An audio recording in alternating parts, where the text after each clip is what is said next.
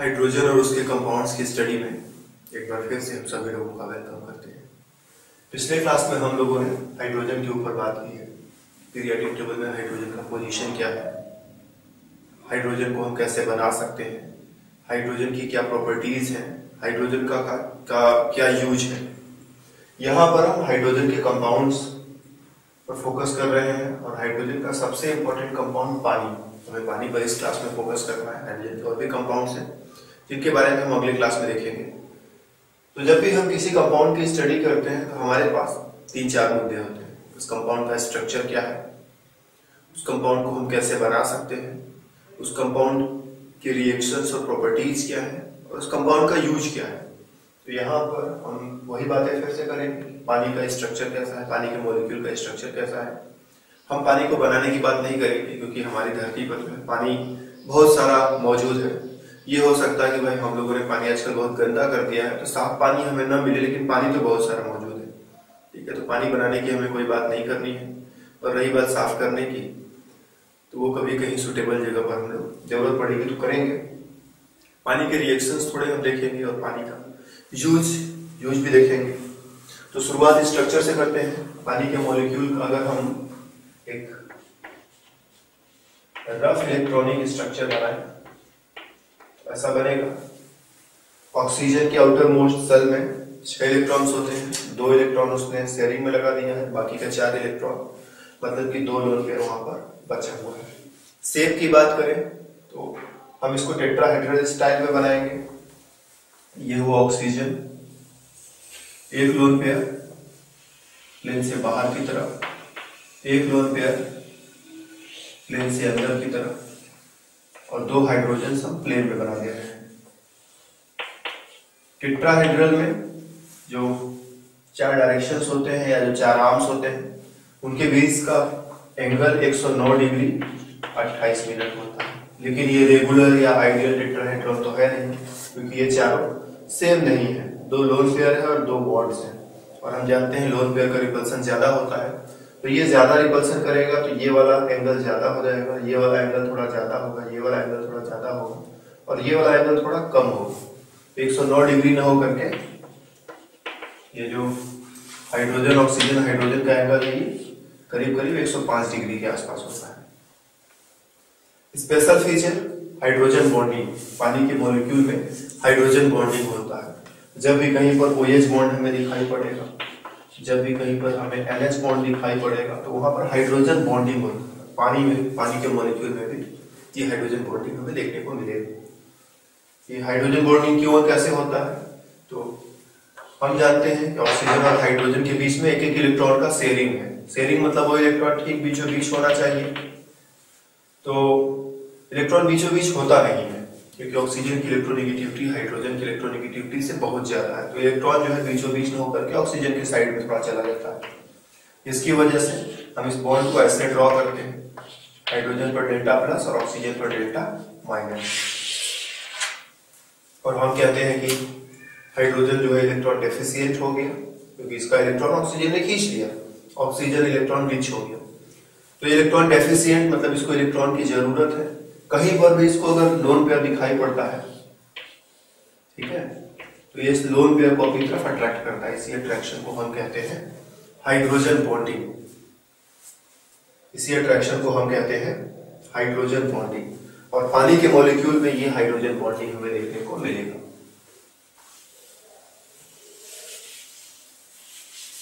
तो बार बार हमें delta plus delta minus लिखने की जरूरत नहीं है। सिर्फ सिंपल सी बात है कि यह हाइड्रोजन इलेक्ट्रॉन डेफिशिएंट है, ये हाइड्रोजन इलेक्ट्रॉन डेफिशिएंट है। तो कहीं लोन पेयर होगा तो उसको अपनी तरफ अट्रैक्ट करेगा।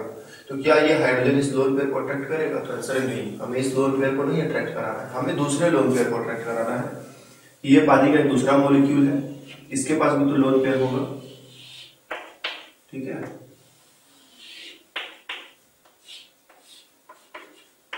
हम इसके लोन पेयर और इस हाइड्रोजन में अट्रैक्शन कराएंगे, तो ये हाइड्रोजन इस लोन पेयर को अपनी तरफ अट्रैक्ट करेगा, और यही है हाइड्रोजन बॉन्डिंग। इसी तरह से यहां पर भी हाइड्रोजन बॉन्डिंग होगा। यहां पर भी एक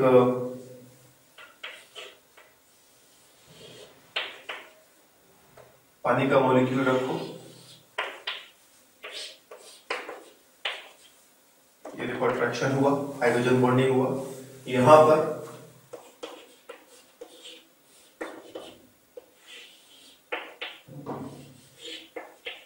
यहां पर भी अट्रैक्शन पॉसिबल है, यहां पर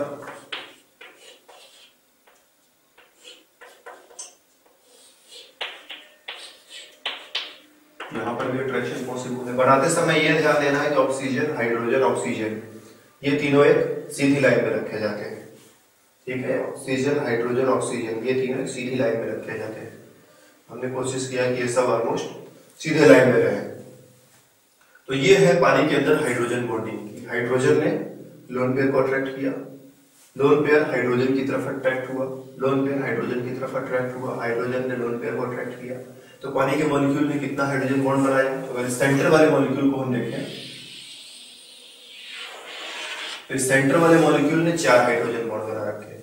यहाँ पर हाइड्रोजन ने लोन पेयर को अट्रैक्ट किया है, हाइड्रोजन ने लोन पेयर को अट्रैक्ट किया है, तो यहाँ पर लोन पेयर ने हाइड्रोजन को अट्रैक्ट किया और यहाँ पर भी लोन पेयर ने हाइड्रोजन को अट्रैक्ट किया। तो 2 बॉन्ड हाइड्रोजन की मदद से और 2 बॉन्ड लोन पेयर की मदद से कुल मिलाकर के पानी के एक मॉलिक्यूल ने 4 हाइड्रोजन बॉन्ड बनाए। तो कभी कभी पेपर में ये भी पूछा जाता है कि पानी का एक मॉलिक्यूल कितना हाइड्रोजन बॉन्ड बना सकता है? तो आंसर है कि 4 हाइड्रोजन बॉन्ड बना सकता है। और इससे फर्क क्या पड़ता है? तो इससे पानी को कुछ स्पेशल फीचर्स मिलते हैं, like melting point, freezing point. Melting point और फ्रीजिंग पॉइंट अलग अलग नहीं होते हैं, सिर्फ उसको देखने का और सोचने का स्टाइल अलग अलग होता है। बॉइलिंग पॉइंट, पानी का मेल्टिंग और फ्रीजिंग पॉइंट होता है 0 डिग्री सेल्सियस, बॉइलिंग पॉइंट होता है 100 डिग्री सेल्सियस। तो अगर हम कंपेयर करें तो हम देखेंगे कि पानी का melting point, freezing point, boiling point काफी ज्यादा होता है, नॉर्मल से काफी ज्यादा होता है। इसका मतलब क्या है? पीरियोडिक टेबल में ऑक्सीजन, सल्फर, सेलेनियम और टेल्यूरियम ये कई जगह है। ऑक्सीजन के नीचे सल्फर है, सल्फर के नीचे सेलेनियम है, सेलेनियम के नीचे टेल्यूरियम है। तो जैसे ऑक्सीजन हाइड्रोजन के साथ मिलकर के H2O बनाया है, वैसे सल्फर हाइड्रोजन के साथ मिलकर के H2S, सेलेनियम H2Se और टेल्यूरियम H2Te बनाता है। हम मेल्टिंग पॉइंट, बॉइलिंग पॉइंट वगैरह का कंपैरिजन करेंगे, पानी को थोड़ी देर के लिए अलग करेंगे। इन तीनों का melting point, boiling point, freezing point सब कुछ नीचे की तरफ बढ़ रहा है। इसका कम है, इसका ज्यादा है, इसका सबसे ज्यादा है, इसका सबसे ज्यादा, इसका उससे कम, इसका उससे कम। तो इसका सबसे कम होना चाहिए, boiling point, melting point, freezing point सब कुछ पानी का इन सबसे कम होना चाहिए, ठीक है। लेकिन ऐसा नहीं होता है, पानी का melting point, boiling point, freezing point सब कुछ इन सबसे ज्यादा है। आंसर हमें इसका चाहिए कि ऐसा क्यों है? तो जैसे जैसे हम नीचे की तरफ बढ़ रहे हैं वैसे वैसे मॉलिक्यूल का साइज और मॉलिक्यूल का वजन बढ़ रहा है और वान डर वाल्स फोर्स ऑफ अट्रैक्शन बढ़ता चला जाता है इसके साथ साथ। तो साइज बढ़ा, वजन बढ़ा, वान डर वाल्स फोर्स ऑफ अट्रैक्शन बढ़ा और अट्रैक्शन बढ़ने के कारण मेल्टिंग पॉइंट, बॉइलिंग पॉइंट सब कुछ बढ़ता चला जाता है। इसीलिए इससे ज्यादा इसका, इससे ज्यादा इसका है। इसका साइज और वजन सबसे छोटा है तो यहाँ पर सब कुछ सबसे कम होना चाहिए। लेकिन यहाँ पर सिर्फ वान डर वाल्स फोर्स ऑफ अट्रैक्शन की बात नहीं है, यहाँ पर स्पेशली हाइड्रोजन बॉन्ड मौजूद है। इन सब में हाइड्रोजन बॉन्डिंग की कोई पॉसिबिलिटी नहीं है। तो इसीलिए हाइड्रोजन बॉन्ड के कारण पानी में अट्रैक्शन जो है इन सबसे ज्यादा होता है। पानी के मॉलिक्यूल्स के बीच में जो फोर्स ऑफ अट्रैक्शन है इन सबसे ज्यादा होता है और इसीलिए पानी का जो फ्रीजिंग पॉइंट है, मेल्टिंग पॉइंट है, बॉइलिंग पॉइंट है, इन सबसे ज्यादा है। सॉल्युबिलिटी की थोड़ी सी बात हमें करनी है। पानी में बहुत सारे कंपाउंड्स आराम से खुल जाते हैं, चाहे वो कंपाउंड आयनिक हो चाहे वो कंपाउंड नॉन आयनिक हो। जैसे NaCl है तो NaCl आयनिक है, इसमें Na+ और Cl- है। इथेनॉल है C2H5OH, तो ये आयनिक नहीं है, लेकिन ये दोनों ही कंपाउंड्स पानी में बड़े आराम से खुलते हैं। क्यों? इथेनॉल तो हाइड्रोजन बॉन्डिंग के कारण खुल जाएगा। ये पानी का मॉलिक्यूल है, इथेनॉल आया उसमें, तो इथेनॉल के पास क्या है? H है, O है, एक H है, O है और C2H5, यही है ना इथेनॉल।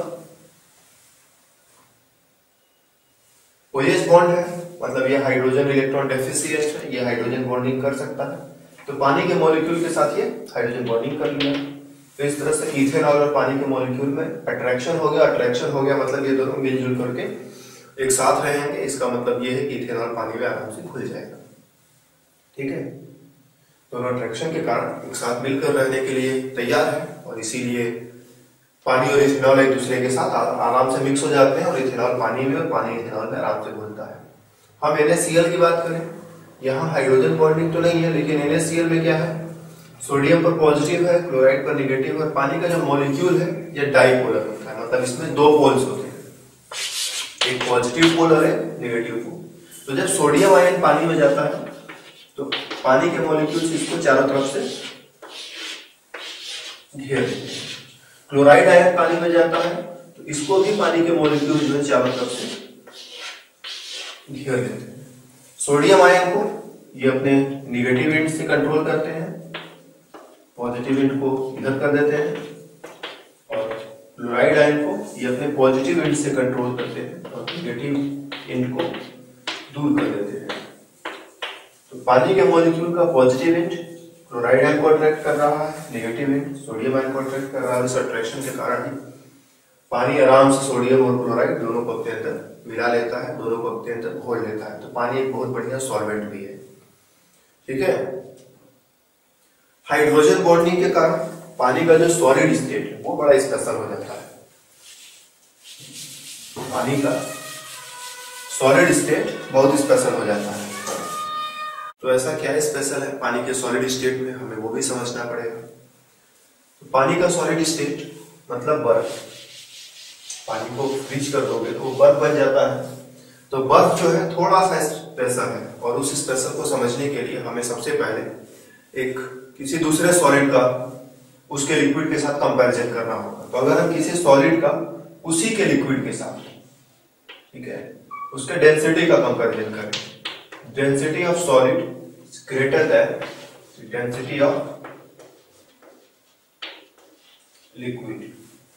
सॉलिड का जो डेंसिटी होता है वो लिक्विड के डेंसिटी से ज्यादा होता है। जैसे मान लो हमारे पास लोहे का एक टुकड़ा है, उसका कुछ न कुछ डेंसिटी होगा, वो सॉलिड हो गया। लोहे के टुकड़े को बहुत गर्म करोगे तो वो मेल्ट होकर के लिक्विड फॉर्म में कन्वर्ट हो जाएगा, वहां भी इसका कुछ न कुछ डेंसिटी होगा।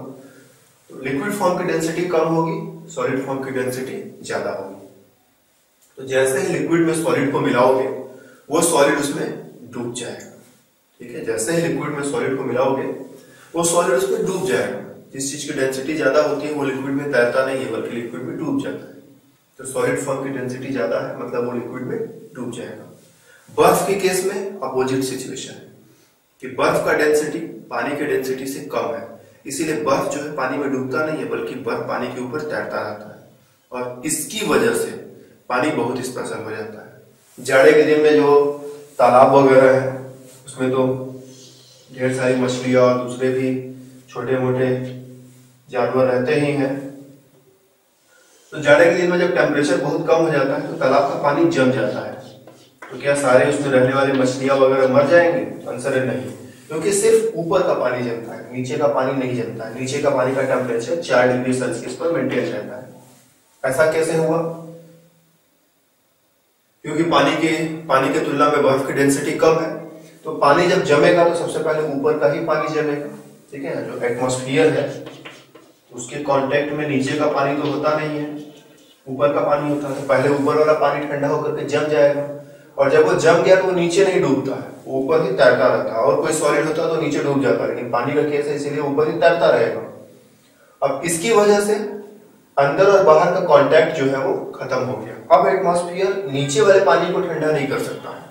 ठीक है, एटमॉस्फेयर जो है वो नीचे वाले पानी को ठंडा नहीं कर सकता। नीचे का पानी का टेम्परेचर इसी जगह मेंटेन रहेगा। ये बर्फ जो है इंसुलेटर का काम करता है और हीट का जो आना जाना है इसको रोक देता है। नीचे वाला पानी इससे ज्यादा ठंडा नहीं हो पाएगा और कभी जमेगा नहीं, और नहीं जमने की वजह से इसमें रहने वाले जो भी एनिमल्स हैं, जो भी प्लांट्स हैं, वो आसानी से जिंदा रहते हैं और जाड़े का मौसम काट लेते हैं, फिर गर्मी का दिन आ जाता है।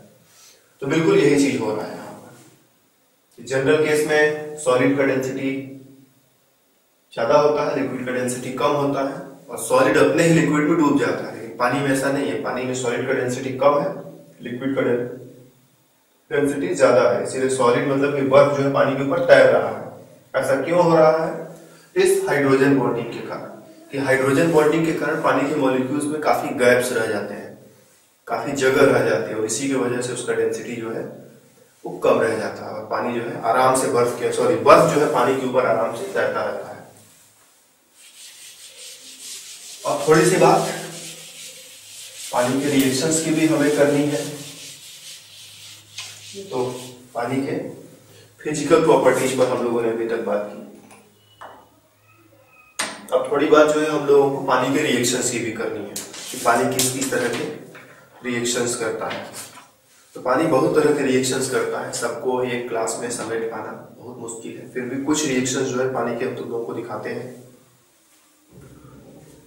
पानी जो है एसिड का भी काम करता है, पानी जो है बेस का काम भी करता है, और ऐसा मटेरियल एसिड बेस दोनों का काम करता है उसको हम एम्फोटेरिक बोलते हैं। वो एम्फोटेरिक मटेरियल। पानी अगर HCl के साथ मिला दो तो HCl अपना एक प्रोटॉन मतलब कि H+ इसको दे देगा, तो हो जाएगा Cl- और H3O+। जो प्रोटॉन डोनर है वो एसिड और जो प्रोटॉन एक्सेप्टर है वो बेस। अमोनिया के साथ पानी को मिला दो, पानी अपना प्रोटॉन इसको दे देता है, तो अमोनिया से बन जाता है अमोनियम आयन और OH। तो जो प्रोटॉन डोनर है वो एसिड और जो प्रोटॉन एक्सेप्टर है वो बेस। तो पानी पर जरा फोकस करो, यहाँ पर पानी ने प्रोटॉन एक्सेप्ट किया है, यहाँ पर पानी ने प्रोटॉन डोनेट किया है। तो पानी जरूरत पड़ने पर दोनों काम कर सकता है, एसिड का भी रोल प्ले कर सकता है, बेस का भी रोल प्ले कर सकता है। थोड़ी सी बात रेडॉक्स रिएक्शंस की। पानी का रिडक्शन भी पॉसिबल है, पानी का ऑक्सीडेशन भी पॉसिबल है। अगर हम ऑक्सीडेशन स्टेट कंपेयर करें तो ऑक्सीजन और हाइड्रोजन में ऑक्सीजन ज्यादा इलेक्ट्रोनेगेटिव है, इलेक्ट्रॉनों को अपनी तरफ इधर से भी खींचा इधर से भी खींचा, तो -2 +1 एंड +1। ऑक्सीजन का ऑक्सीडेशन स्टेट -2 है, हाइड्रोजन का ऑक्सीडेशन स्टेट +1 और +1, क्योंकि दोनों बार ऑक्सीजन ने हाइड्रोजन का इलेक्ट्रॉन अपनी तरफ खींचा, इसलिए इस पर 2 बार माइनस आएगा। इसका इलेक्ट्रॉन एक बार इसने खींचा तो 1+, इसका इलेक्ट्रॉन भी इसने खींचा तो 1+। पानी को जो है हम हाइड्रोजन में भी कन्वर्ट कर सकते हैं, पानी को हम ऑक्सीजन में भी कन्वर्ट कर सकते हैं। हाइड्रोजन का ऑक्सीडेशन स्टेट 0, ऑक्सीजन का ऑक्सीडेशन स्टेट मतलब हाइड्रोजन मॉलिक्यूल में हाइड्रोजन एटम का ऑक्सीडेशन स्टेट 0 है, ऑक्सीजन मॉलिक्यूल में ऑक्सीजन एटम का ऑक्सीडेशन स्टेट 0 है। तो हाइड्रोजन का क्या स्टेटस है? +1 से 0 हुआ है, मतलब 1 यूनिट डाउन। और जब ऑक्सीडेशन स्टेट कम होता है तो हम बोलते हैं रिडक्शन हो गया।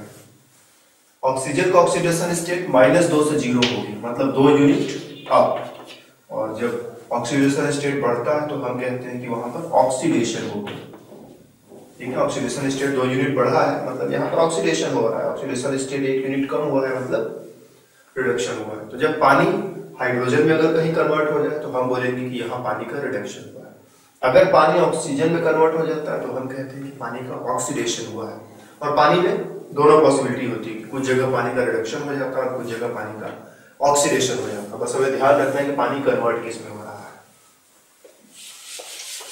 जैसे हम पानी को कुछ मेटल्स के साथ रिएक्शन कराएं, सोडियम के साथ रिएक्शन करा दें तो सोडियम और पानी, हम अपनी सुविधा के लिए पानी को ऐसे लिख सकते हैं HOH, H पर थोड़ा प्लस और OH पर थोड़ा माइनस।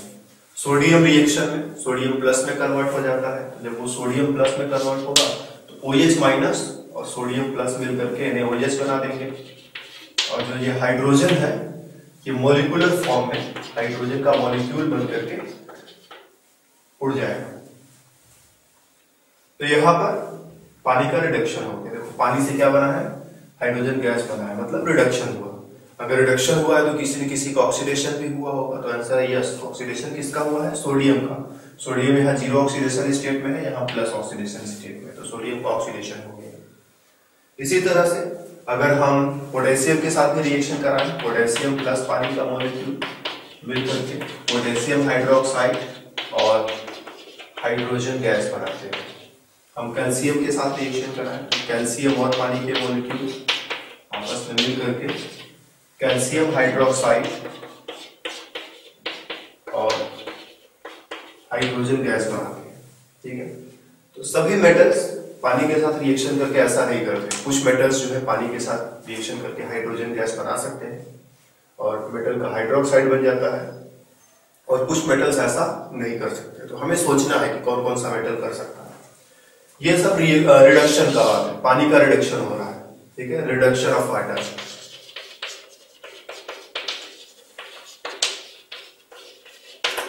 इसी तरह से ऑक्सीडेशन की अगर हम बात करें तो हम पानी का रिएक्शन करा दे रहे हैं फ्लोरीन के साथ।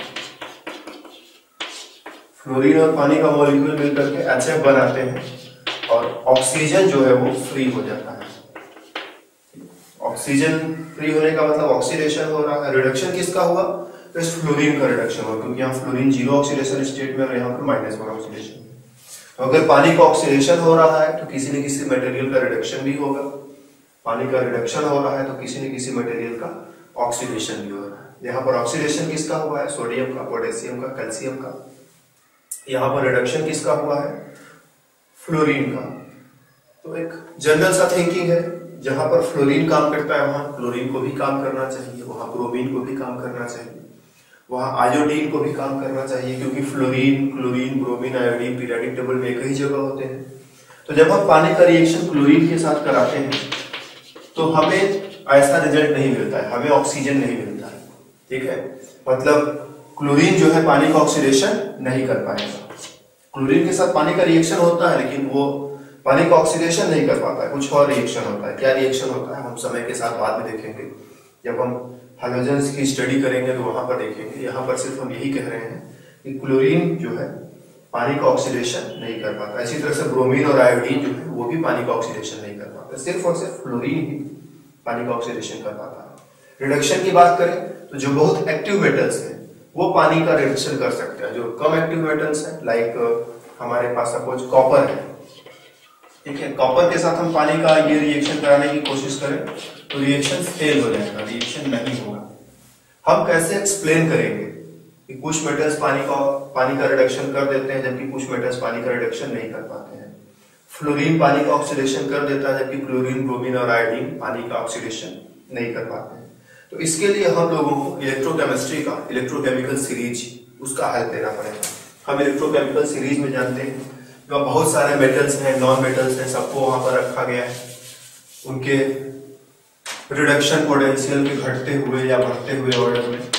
तो अगर हम देखेंगे तो वहां पर सबसे टॉप पर लिथियम मिलेगा। लिथियम को लिथियम प्लस में कन्वर्ट किया, रिडक्शन हो रहा है और रिडक्शन पोटेंशियल इसका बहुत कम है। ठीक है, तो सबसे कम है।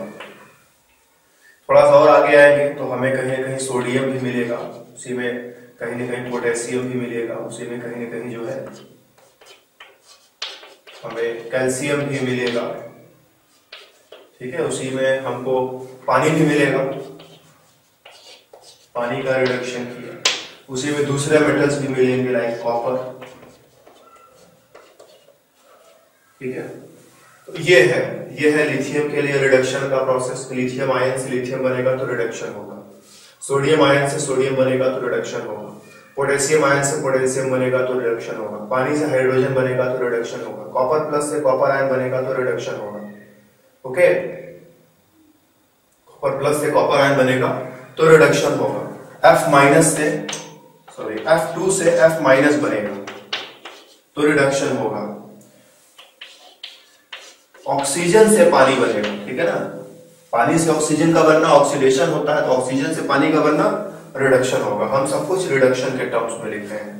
इसी तरह से क्लोरीन से जब क्लोराइड बनेगा तो रिडक्शन होगा।